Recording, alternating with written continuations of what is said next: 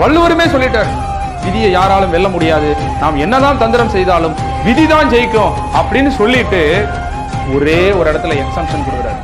ஒரே ஒரு திருக்குறள்ல, ஆழ்வினை உடைமைங்கிற திருக்குறள்ல, ஊழையும் உப்பக்கம் காண்பார் உழைவின்றி தாளாது உயற்றுபவர் என்றாரு. ரெண்டே ரெண்டு தகுதி இருந்தா போதும், நீ விதியை புறமுதுகிட்டு ஓட விடலாம். அது என்ன அப்படின்னா, யார் ஒருவன் விடாமுயற்சியோடு காலம் தாழ்த்தாமல், வார்த்தையை பாருங்க, நம்மகிட்ட முயற்சி இருக்கும் ஆனா காலம் தாழ்த்தும்.